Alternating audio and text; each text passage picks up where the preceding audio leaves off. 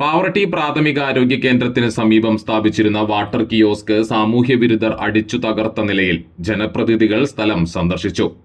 Mullassery block panchayat president Clemen Francis, Pavaratti panchayat president Ando Lijo, Mullassery block വികസന standing committee chairman MK Anilkumar, block അംഗം Naseema Haris, ജനപ്രതിനിധികളായ Kamaluddin Thoppil, Ummer Saleem, Jils Pavaratti, VJ Varghese തുടങ്ങിയവർ സ്ഥലം സന്ദർശിച്ചു.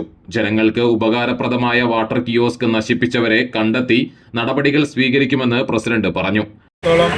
പിന്നെ ഹോസ്പിറ്റലിൽ വരുന്നവരെ സംബന്ധിച്ചിടത്തോളം, വഴിയാത്രക്കാരെ സംബന്ധിച്ചിടത്തോളം ഏറ്റവും ഉപകാരപ്രദമായിട്ടുള്ള, ആർക്കും ഒരു ഉപദ്രവമില്ലാത്ത ഉപകാരിയായിട്ടുള്ള ഒരു സാധനമാണ് ഈ കിയോസ്ക്.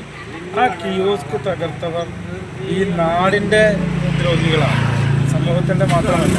അപ്പോൾ ആ ദ്രോഹികളെ എത്രയും പെട്ടെന്ന് പിടികൂടാനുള്ള നടപടികൾ ഉണ്ടാകണമെന്ന് ഞാൻ ആദ്യമായിട്ട് ആവശ്യപ്പെടുകയാണ്. ഇത്തരം തെറ്റായ പ്രവണതകൾ വെച്ചു പൊറുപ്പിക്കാൻ കഴിയില്ല എന്ന കാര്യത്തിൽ ഒരു സംശയമില്ല. ബ്ലോക്ക് പഞ്ചായത്ത് അതിനുവേണ്ട ശക്തമായ നടപടികൾ എടുക്കും.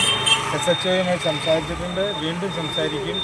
അതിന് ഏത് രീതിയിലുള്ള അന്വേഷണമാണ് ഇതിന് വേണ്ടതെങ്കിൽ പ്രതികളെ പിടികൂടാനുള്ള എല്ലാ സംവിധാനങ്ങളും ചെയ്യാൻ ഞാൻ SHOയോട് പറഞ്ഞിട്ടുണ്ട്. അതനുസരിച്ച് കാര്യങ്ങൾ മുന്നോട്ട് പോകും എന്ന് മാത്രം ഇപ്പോൾ പറയുകയാണ്. വാട്ടർ കിയോസ്ക് പൂർവ്വസ്ഥിതിയിലാക്കുമെന്നും പറഞ്ഞു. മുല്ലശ്ശേരി ബ്ലോക്ക് വാർഷിക പദ്ധതി 2023-24 പദ്ധതിയിൽ ഉൾപ്പെടുത്തി 3 ലക്ഷത്തിലധികം രൂപ ചെലവഴിച്ച് സ്ഥാപിച്ചിരുന്ന വാട്ടർ കിയോസ്കാണ് രാത്രിയുടെ മറവിൽ സാമൂഹ്യ വിരുദ്ധർ തകർത്തത്.